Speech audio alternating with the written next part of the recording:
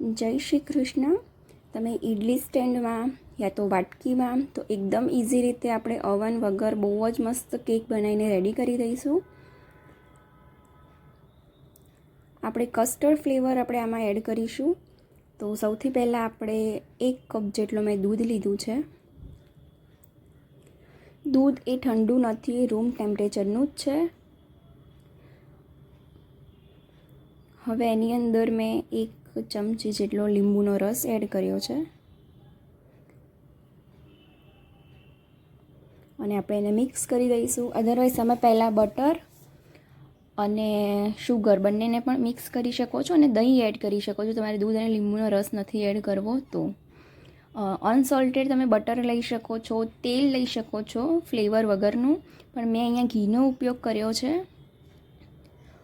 અને મેં અડધો કપ જેટલી શુગર લીધી છે. અડધો કપ શુગર લીધી છે તો સ્વીટનેસ એકદમ માપની છે, થોડીક ઓછી છે. જો તમને વધારે જોઈતી હોય તો તમે વધારે શુગર એડ કરી શકો છો.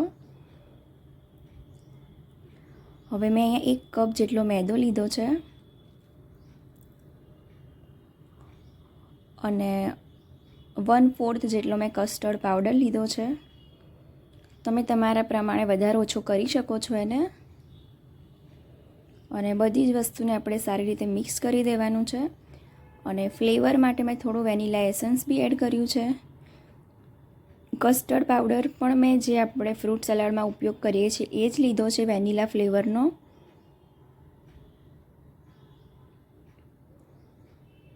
હવે બધી જ વસ્તુને પહેલાં આપણે સારી રીતે મિક્સ કરીશું અને લાસ્ટમાં આપણે સોડા એડ કરીશું. આ રીતનું આપણું બેટર તૈયાર કરી દેવાનું છે તમારે.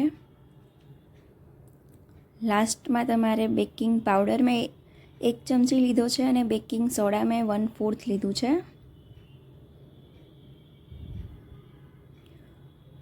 અને ઉપર થોડુંક દૂધ એડ કર્યું છે. તમે દૂધની જગ્યાએ પાણી પણ એડ કરી શકો છો. અને એને પણ આપણે સારી રીતે મિક્સ કરી દેવાનું છે.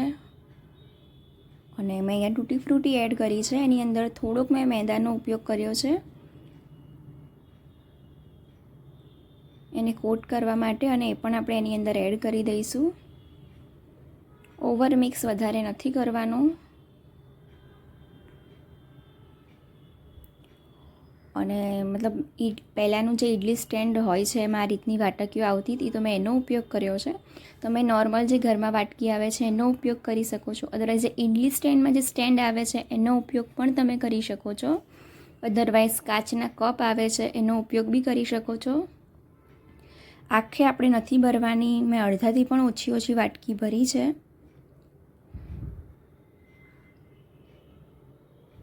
અને ઉપર પણ હું થોડુંક તૂટી ફ્રૂટી એડ કરી દઈશ. તમારી પાસે એ નથી તો કોઈ તમે ડ્રાય ફ્રૂટ્સ બી એડ કરી શકો છો.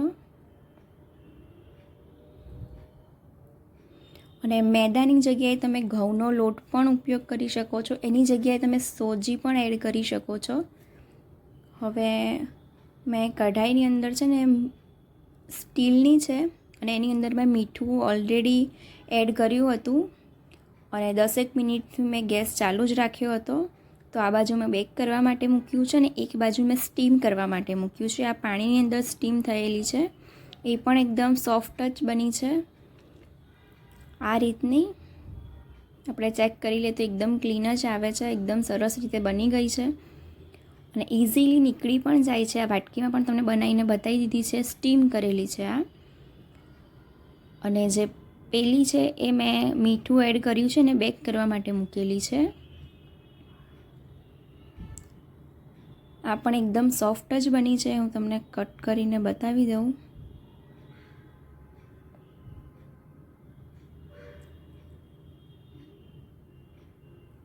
આવી એકદમ સોફ્ટ એવી રેડી થઈ ગઈ છે. તો તમે સ્ટીમ કરીને પણ બનાવી શકો છો અને બેક કરીને પણ બનાવી શકો છો. આમાં પણ આપણી કેક ફૂલી ગઈ છે. આ પણ આપણે ચેક કરી લઈએ તો ક્લીન જ નીકળી છે. આ પણ એકદમ સરસ રીતે થઈ ગઈ છે. મેં બધી જ બહાર કાઢી દીધી છે. ઠંડી થાય પછી તમારે એને બહાર કાઢવાની છે અને તમે ગરમમાં પણ બહાર કાઢશો તો એ એકદમ ઇઝીલી નીકળી જ જશે અને નીચે ચોંટશે પણ નહીં, બિકોઝ અંદર એડ કર્યા પહેલાં મેં થોડું ઘી લગાવેલું હતું બધાની અંદર, એટલા માટે તમે તેલ પણ લગાવી શકો છો.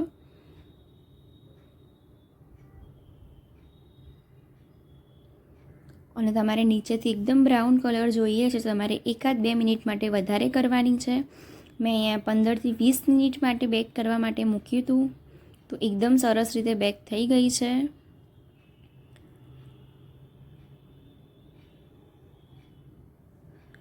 આવી રીતનો સરસ કલર પણ એનો આવી ગયો છે અને ઇઝીલી બહાર નીકળી પણ જાય છે. તો બધી જ કેક બનીને આપણી રેડી થઈ ગઈ છે. 20 મિનિટની અંદર 20થી